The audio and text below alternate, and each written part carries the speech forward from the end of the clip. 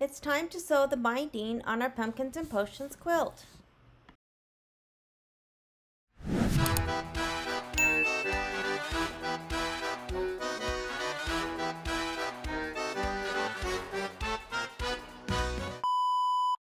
So I'm ready to put my binding on, and I am going to start on the back of the quilt.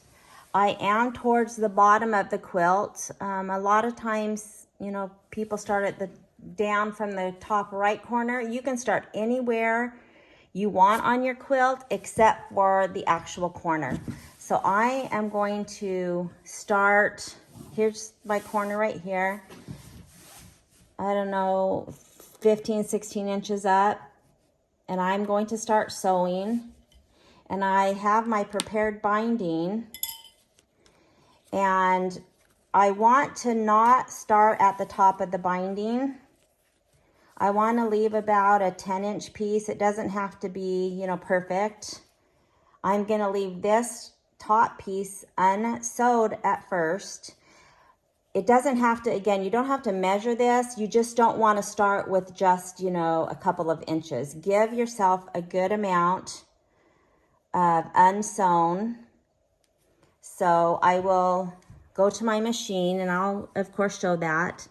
And I will start sewing just right here, and I will come down, and I'm going to show you an easy way to do corners, and I will show that at my machine, but I kind of wanted just to show to maybe it might be easier to see here. So once I've sewn a 1/4 of an inch, I'm going to stop when I get a 1/4 of an inch from the bottom of my quilt. Then I need to take this binding, and it will be flipped. Of course, it will be sewn like this, and then I will flip it up.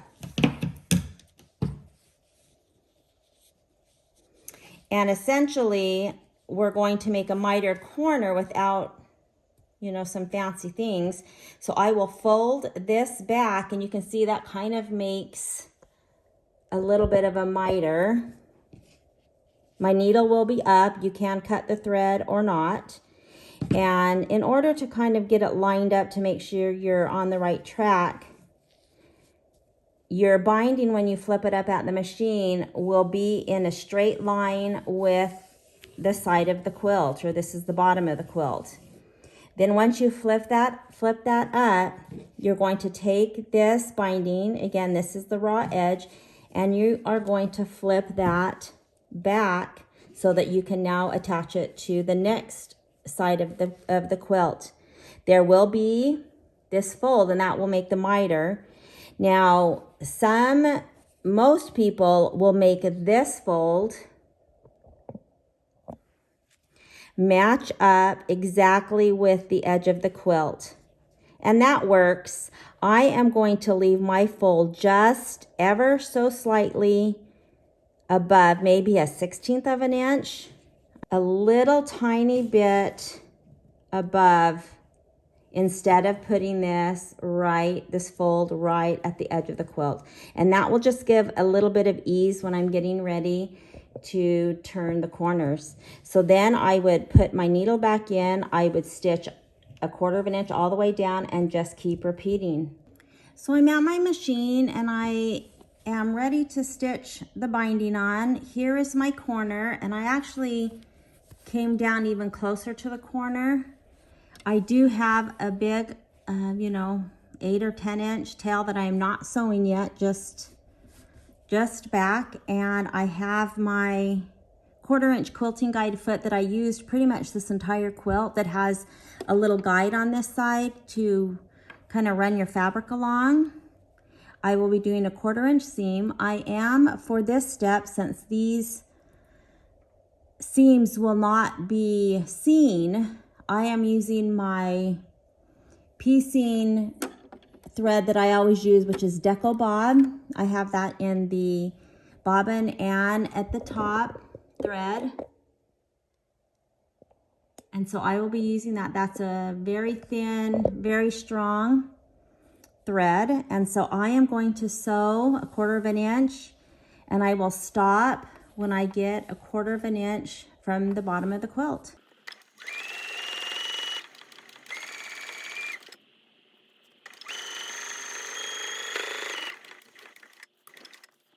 So I am at the bottom of my quilt, and I wanted to zoom in to show you that my foot, this little angle right here, and I'm not really sure you can see it, but this foot, you know, has a little toe and then it comes up and it angles.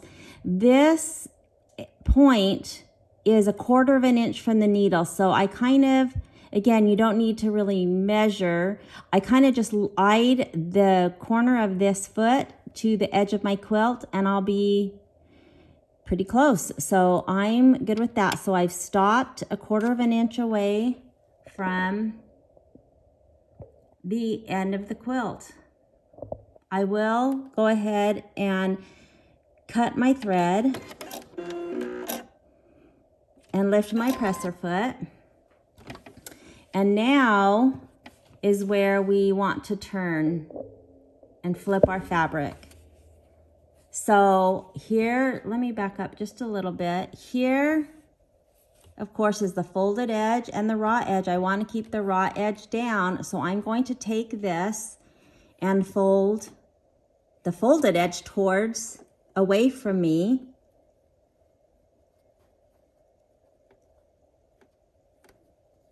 And that will line up, you know, even with the bottom of the quilt. That's you don't have to, you know, put it this far out. You just have to, you know, get it lined up like that. Then I'm going to fold this back, lining up the raw edge with the next side of the quilt. And again, I am going to have this fold slightly, very slightly above the edge of this quilt. And now I will take it back to my machine. Well, I'm at my machine. I'll take it back and start stitching 1/4 of an inch from that edge.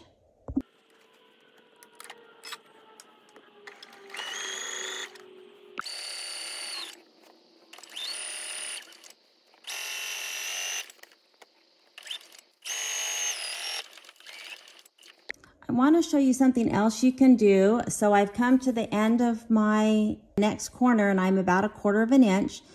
Now, some people will say to lift your presser foot, turn so that here is the very corner of that quilt, then to just sew off that corner, which would be at about a 45-degree angle.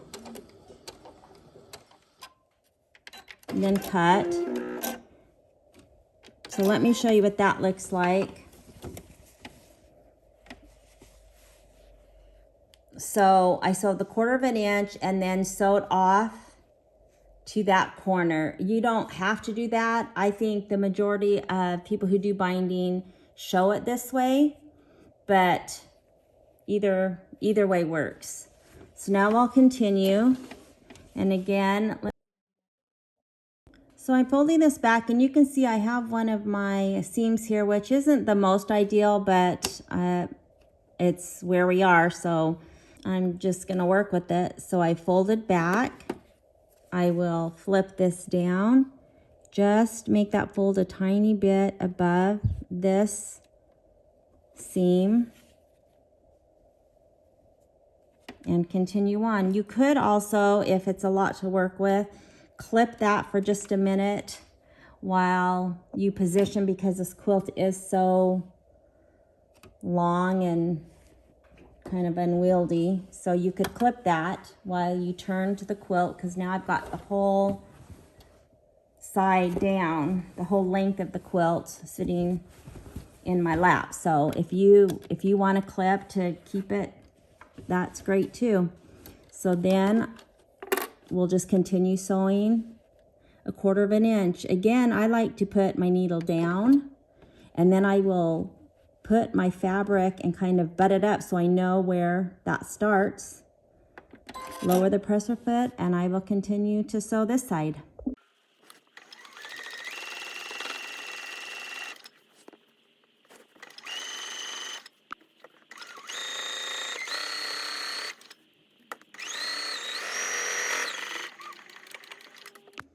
And back at the corner, I will cut my thread.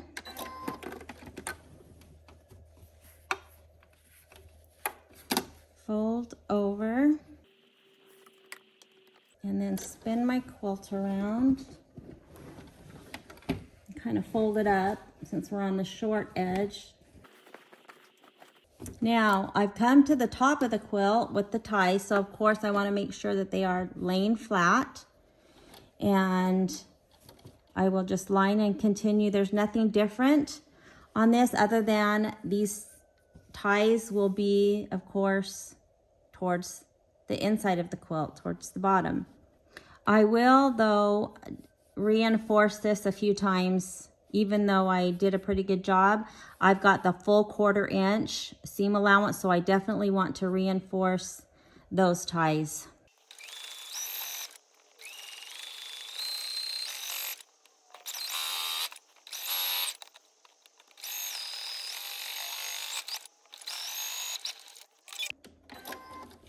I'm at the corner, and so again, I'll fold back.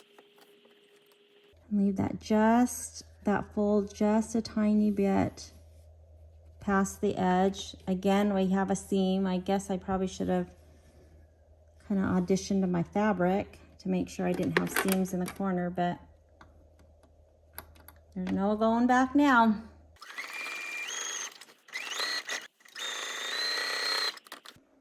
So I'm back almost to the start.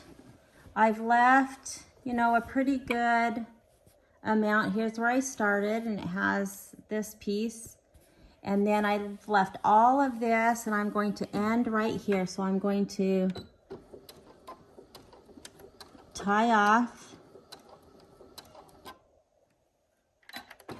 And then let's go cut this binding so that we can finish this quilt.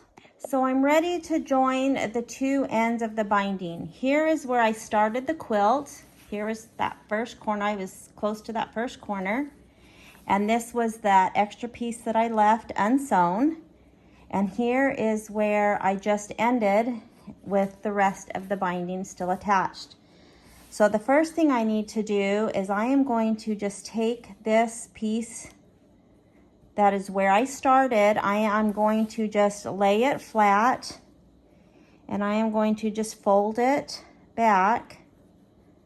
Doesn't really matter how far. I'm going to do it about the center, but it doesn't really matter. The only thing that matters is this piece that will eventually be cut off needs to be wider than the binding. So I wouldn't want to take this piece up here and just fold it back that much. If that, and it'll make sense in a minute.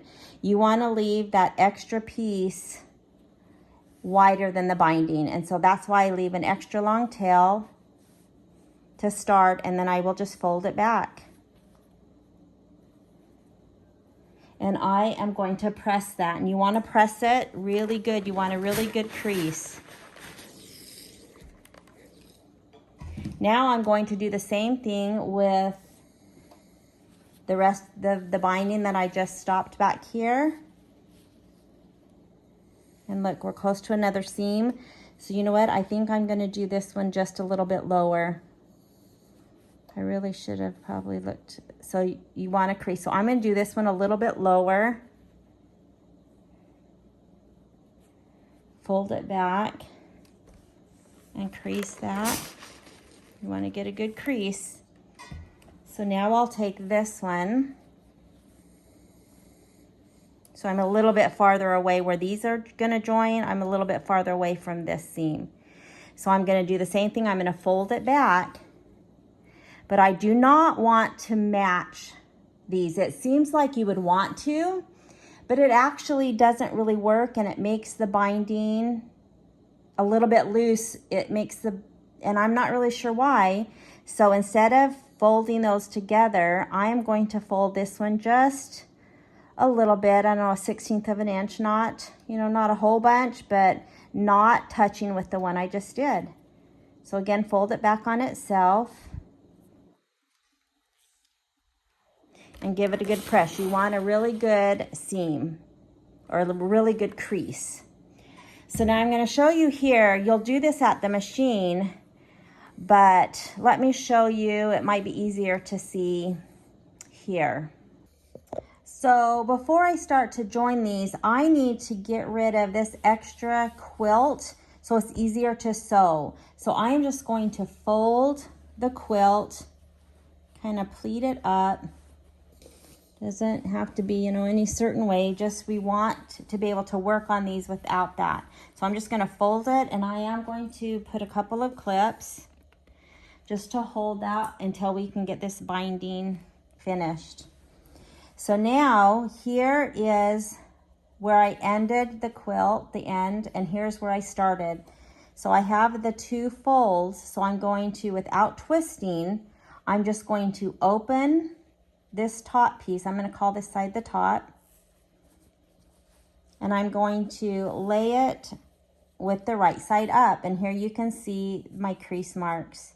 Again, it wasn't ideal to have it so close to the seam from when I put the binding together, but we're going to make it work. So now I will take the bottom piece and I will unfold it to get to the crease. And again, without twisting it, I'm going to line up the top of the binding, the fold of the binding, with the crease in this that I just pressed. And then I will line up these crease marks to the fold in this piece of binding. So what I'll do is I will hold this and I will just open it up so that I have right sides together. So again, we have these creases lining up through there, and then we have this, and you can always fold it back to double check. Now I will say that, remember when I folded this piece, I had it higher up and it was going to be even closer to this seam. So I moved this fold down, and notice how close I am, and I don't have a lot of slack. It's ideal to have much more slack on than what I have. It makes it much easier to sew, but I kind of had to work with that, with this seam here. So you will probably have more slack like this, and it would be easier to sew. And then once these are lined up, you would sew from the top, which is towards the short end. I'm going to cut this off a little bit so you can see.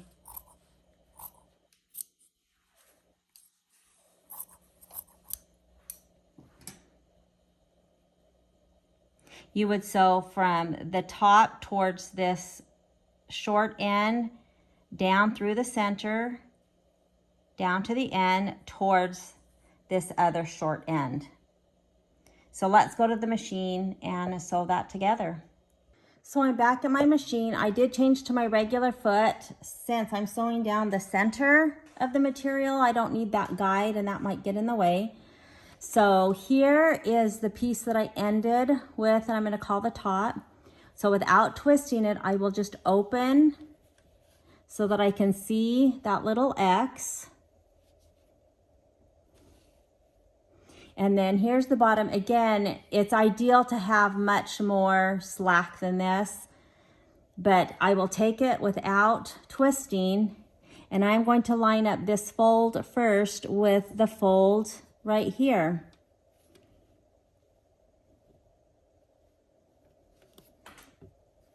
And then open it up and make sure that the folds line up top to bottom. Now normally I don't pin. I am going to pin this one because I am so close to this and I don't have a lot of slack. So again, make sure that you're lined up. You can, you know, do the best you can to get that lined up. And then we're going to sew from towards the top, shorter, down, and you can eye through the center and then down to the bottom.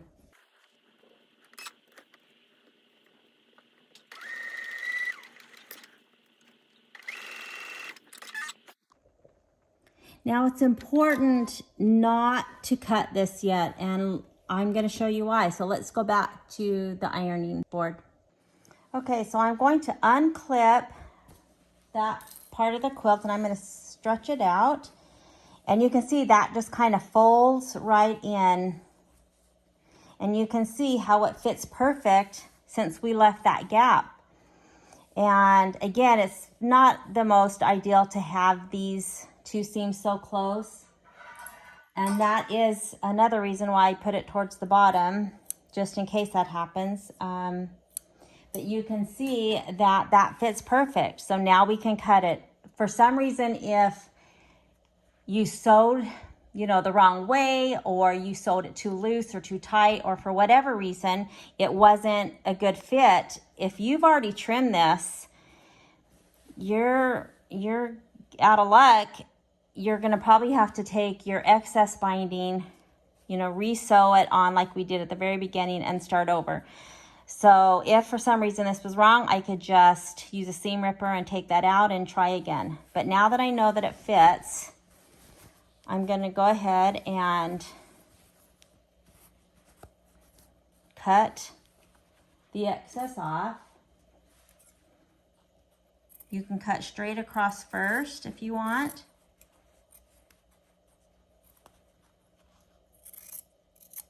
And then just trim those little dog ears that hang off. And then it just will kind of fold right into place. I will give it a press. This seam, I will open it. Of course, we want it to lay flat like we did the other ones.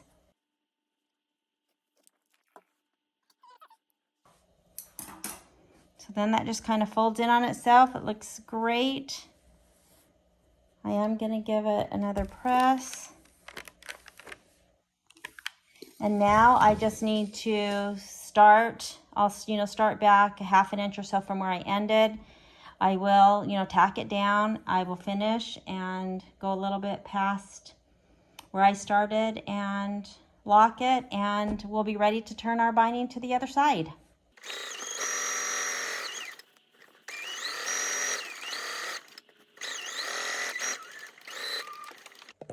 Okay, so right now I'm not a happy camper. I got all my binding, sewn on, ready to go. Things are going along great, and I'm ready to sew towards the front of the quilt. And even though this binding, I double checked to make sure I didn't make a mistake, even though this binding is cut to the 2.5 inches, which they have in the directions, sewn on 1/4 inch. When you wrap it around to the front, look, it covers up half of the, and I'm not really happy about that. I guess that's another thing, is you should test before maybe sewing it all on to make sure. Probably on a regular quilt it's not going to matter because it's just fabric, but this has a very unique border that we don't want covered up. That's the whole point of it. So I've been thinking, do I take this off and re-sew it to the front so I know it's exactly where I want it? And then if the binding's, wider in the back, it doesn't really matter. Or do I take this and fold it, which probably isn't ideal because we're going through so many layers. There's so many layers here. Fold it a little bit and then fold it over and sew. But then, I just don't think that's going to work for the corners, because we have to fold the corners in. Then I would have to flip this over. And I don't, so I decided to leave this in the video, because if you're doing this quilt and haven't gotten to the binding, I would seriously consider sewing the binding onto the right side first. Again, most of the time I sew my binding onto the back, because then when you flip it over, you can top stitch and have a nice, top stitch from the beginning. The only other thing I could do, which I think I might do, it's probably not my favorite, is I might, instead of wrapping the binding snug to the edge, which is what you normally do for binding, I might just fold it so that I come across, this is a 1/4 inch seam that I just sewed the binding on with, and kind of use that as a guide to just barely cover that up. So the binding's not huge, but it's, you know, it's not up tight against the edge, which it's really supposed to be, and looks the best that way. So I'm going to think about this for a minute. Again, I decided to leave this in because, you know, things happen. And so the only other thing that I think I may do is go ahead and take the binding off. I know I already ended. Let's see where I ended the binding. Let me see if I can find my 2 pieces. I don't even know where I ended, where I started. Is I have that big, you know, huge piece of binding left that I cut off. And so what I might do is, here is where I ended. Remember the seam that was super close to the seam, that this is the one that I just sewed, and it fit so great. I think I might undo it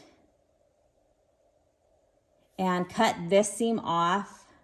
Or really not, you don't have to cut it off. I will just join the piece that I cut off, the extra piece, and maybe join it farther back, so that when I join these two, again, about in the same spot, they won't be so close. There would be one here where I end, and if I join the other piece maybe way back here.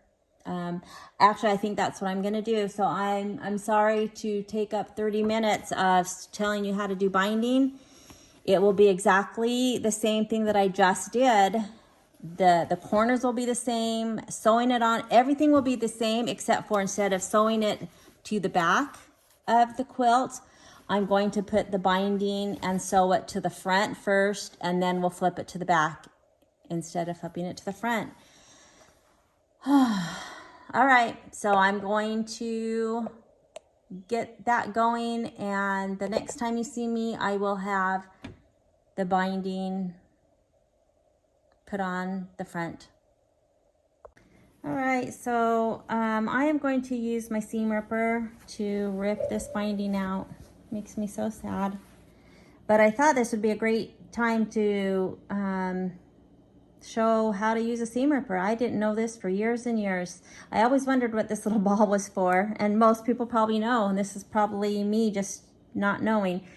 So I think normally I would pick, you know, with the pointed end, and if I wanted to do long, I would still put the pointed end down, but that is not how you're supposed to use it, because that underneath could poke into your fabric. So what you want to do is, let's say after you get it started and you're at a good point, you would turn the ball upside down into the fabric, and then you can just run your seam ripper down without, you know, poking this into the bottom of the fabric, because this is towards the top. So I'm pretty sure how that's the real way to use a seam ripper. So I'm going to rip all this out, and then I'm going to show you what I'm going to do with this extra piece of binding. Okay, I said I would come back when I'm done sewing the binding on, but I wanted to show you a few things that I did before I get ready to sew it on. So the first thing I did was where I joined the 2 pieces. Remember, this side came from all around the quilt, and this is where I actually did the join of the 2 ends of the binding, and remember how they were close.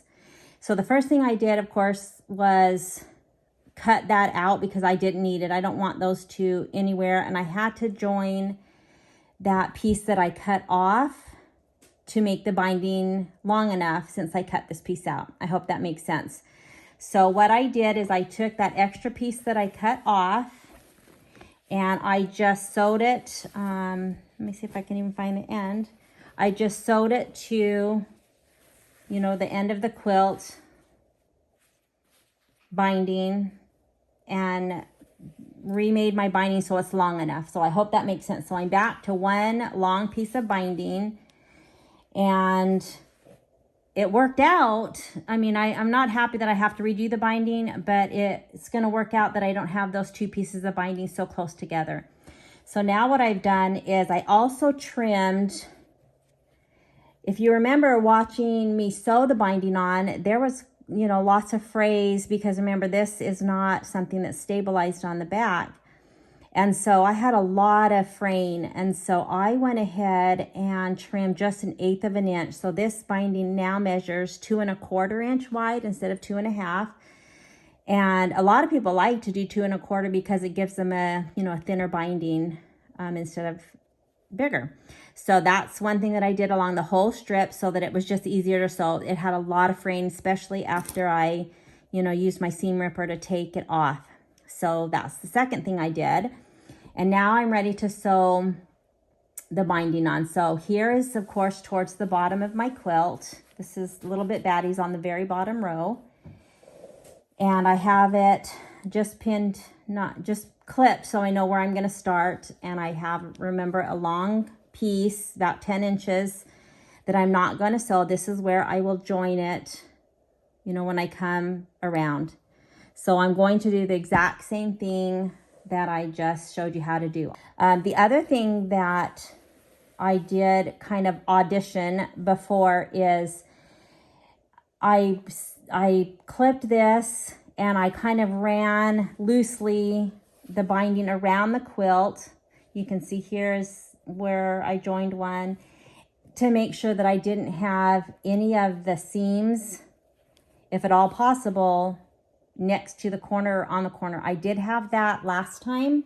And so again, while I'm not happy that I have to redo this, at least, you know, I'm able to fix that. So I don't have any seams that are near, that I could tell. You know, again, I didn't, you know, clip it. I just ran it loosely, and I didn't have any of the seams super close to a corner. So I'm happy with that. So I will go do this exactly the same way, and then we can finish our quilt.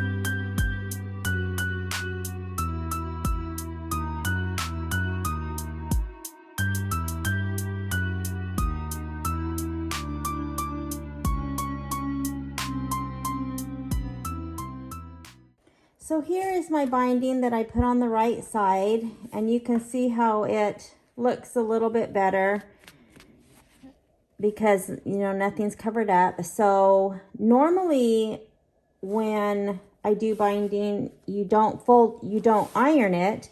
You would just fold it, you know, and fold it to the back, and there would be your binding, and you would top stitch, you know, on the front. But because I'm going to be now stitching in the ditch, and I'm kind of going to be blind stitching because this is going to be wrapped around, and I want the front to look better than, of course, the back. So I am going to be stitching in the ditch. I am going to press my seams so that they are as flat as they can be while I stitch in the ditch. So I will press this, and then I'll be ready to flip this around. And I love that little binding.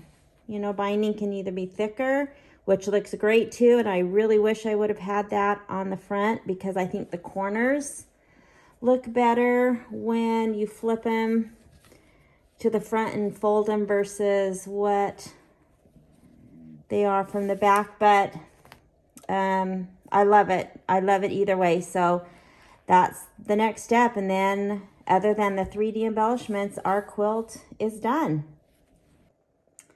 So as far as the corners go, again, I am going to be sewing this from the right side instead of, you know, you would normally fold the binding over and you would know exactly where to stitch. And because I am not doing that, I probably will pin or clip the corners, because the corners when you do the binding, you need to, you know, fold the binding down, come to the corner, and then, you know, flip it over when you turn so that you have that nice mitered corner. The front, you know, kind of just naturally goes in that way. So I'll probably just clip these or just turn it under. Look how nice that looks. And so again, I am more concerned about the front because if this is the back and it'll just be against the ladder. And here are the ties. And I know it was kind of confusing about how they were going to be used, but once the binding is folded and stitched down, these will just, you know, you'll just kind of lift them up and tie them to the quilt. So just that's how those work. So I'm going to get this started. I've pressed it all and I'm ready to get this sewn. So I have my stitch in the ditch foot on, and I am going to be using transparent thread like I did when I did the stitch in the ditch to put the backing on. However, this time, since I am doing all dark material, I am using the smoke color. You can kind of see it here. It's just like the fishing line. It's not the easiest to work with, but here is a sample of what it looks like on the darker fabric, which, you know, you can barely tell. So that's what I'm going to be using.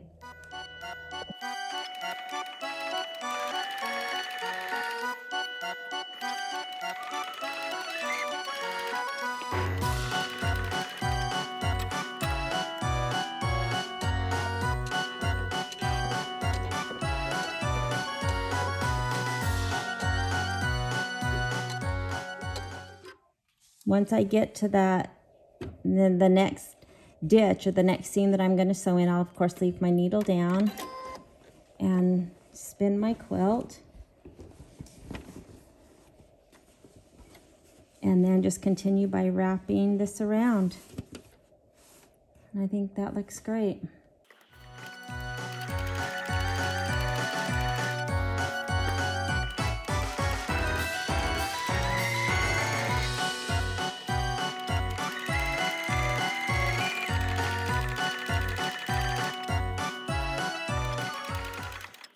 So coming up to the corner again, make sure that that's pushed out.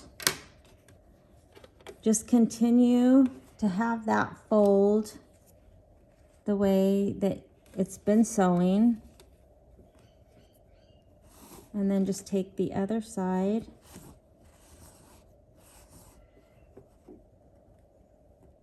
and fold it down. And just kind of hold it in place. You, again, could clip it.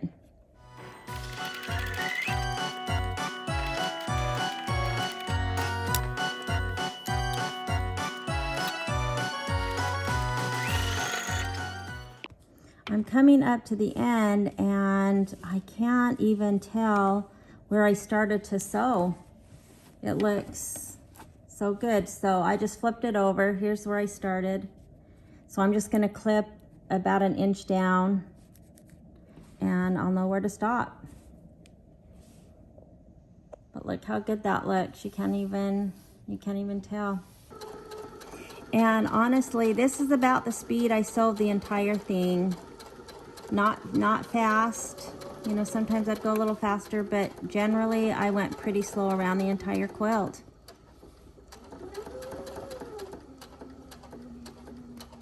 So I've passed where I've sewed and I am going to back